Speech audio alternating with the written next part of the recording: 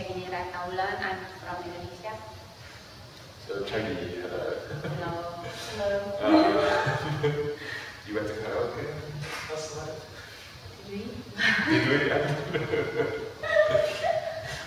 No, anyway, it's good to be back in Tokyo. You came in 2011, in I believe April. Yeah, so it was just after actually the big earthquake and tsunami we had in Japan. And initially we were going to, should we cancel residency or what should we do? I remember we asked you, and you very much wanted to come, so we thought, let's go. You must have been nervous before you came. Was there what was your thinking to want to come to Japan so much?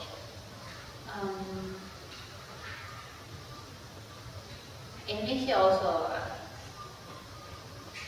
had a tsunami event in 2006, and after the tsunami, things it's not that worse actually. So I can imagine maybe the media only exaggerated the worst case, but then it's going to be like usual daily life.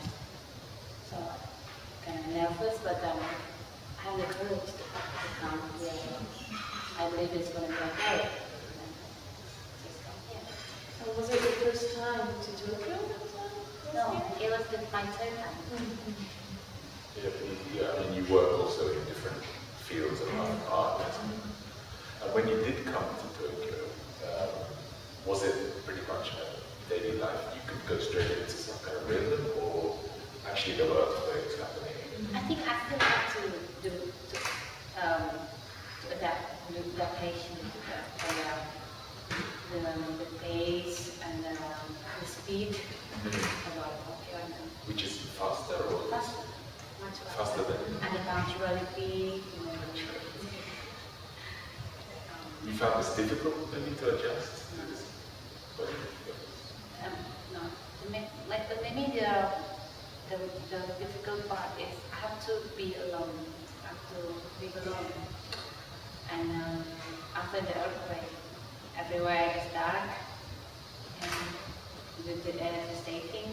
So I kind of spend so many times feeling lonely, a bit gloomy. But then after 3 months, I kind of feel that it's a blessing in disguise eventually, because spending so many times alone in Tokyo kind of makes you reflect on inside yourself. And after my experience with Tokyo, this life-changing experience, I think the earthquake, tsunami, and earthquake kind of influence got a little bit big part of it. I feel like I have upgraded myself.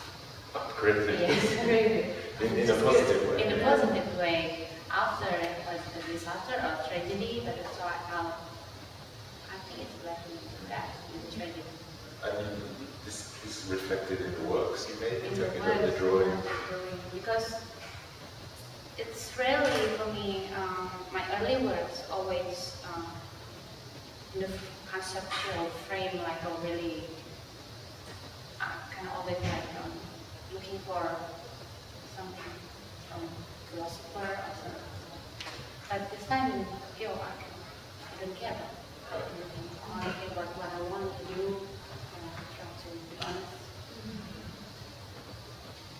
So the works you made in Tokyo, were they kind of different from your previous works? Because you did performance, Yeah, opening day, and you used all these used materials that you found in Shimokiba-sama. Yeah. Were they? Yeah, I only use my intuition. Because usually I kind of have it as what my mind wants. Like looking research, and then what do you call it? Like research and something that with reference. Yeah, reference. References. But now when I was on the most important thing is my feeling and my intuition. But until now, I'm still doing that. Like trying to, if you want to know the world, you gotta know yourself first. Like that. So I dig deeper inside myself. even for my solo show. Like stuff. It's interesting that the trigger was. But still in conceptual frame. Yeah. I mean, expressionist, but in conceptual. Yeah. So you have some kind of narrative or some kind of theme. Yes. And now I just mentioned, you often visit Shimokizawa on the west side, which is, I think, a place you very much like. Yeah, Shimokizawa, Koenji, and Harajuku, but not the crowded Harajuku, but between Omones Pasando and Harajuku, that's the Buddha. Yeah, it's called Harajuku. The behind Harajuku. Behind Harajuku, really like quiet. Very quiet. So these are all places very famous for like so-called street culture, or like No, I actually want to live there. You would like to live there? Yeah, just feel the vibes very nice and then nice shops around. Yeah. Streetwear, yeah. Because you're also working as a I you say make craftsmanship. fashion and things as well. So I suppose this is very interesting. Yeah, but I don't really make like high-end fashion, but I'm into street. So it's kind of Shimokizawa, Koenji, and behind Harajuku. I love all of the Sando boys. Oops. And food-wise, I remember you were enjoying Japanese food so much. I love Japanese food. Even in Indonesia, every day I eat Japanese food. But what was your favorite? Oh, my favorite is sukemen because it's not available anywhere else except in Tokyo. Sukemen is kind of rare. I mean, outside Japan. Yeah. I mean, the other like sushi, sashimi, and sukemen I think is my favorite. And then your favorite sukemen place was Nearby my apartment. Kinshio. Yeah, I've been doing research for sukemen.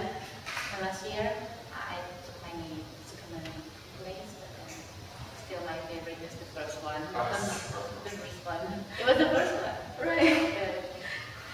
But this enthusiasm about sukemen, is this going to affect your new work as well somehow in the future? Maybe affect my daily life. Daily life. You know, when I come home, and then I always try to find how to make tonkotsu soup from YouTube.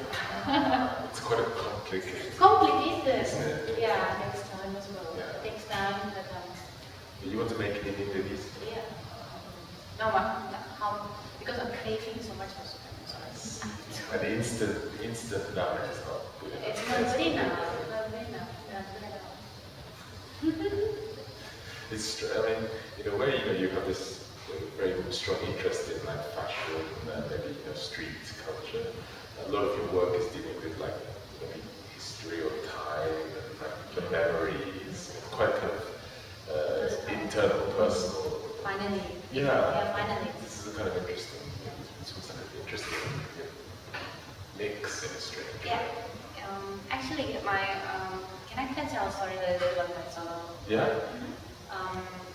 I made this my solo show. It's under a kind of big narration about similar to like Lord of the Ring or Tower of Babylon or maybe Harry Potter maybe or the story or Jodorowsky films about the loss of the destroy of civilization because of the human ego. And then this is my first sequel. It's about self, so self-awareness, knowing yourself, and everything about that. That is the inspiration from my experience in life. So this is the first one, and maybe the second one is self-building, or maybe like. Also, maybe it's a kind of like you said, a lot of it is trilogy. Trilogy, but this I made 5. And you had one exhibition so far. Yeah. The next one, November. it's about yourself. But the first one, knowing yourself, loving yourself, and maybe you fight the ego and your Indonesian, you have your mind, body, and soul, something like that. It's just like a personal. So yeah, Power. personal part. I I try to like express myself.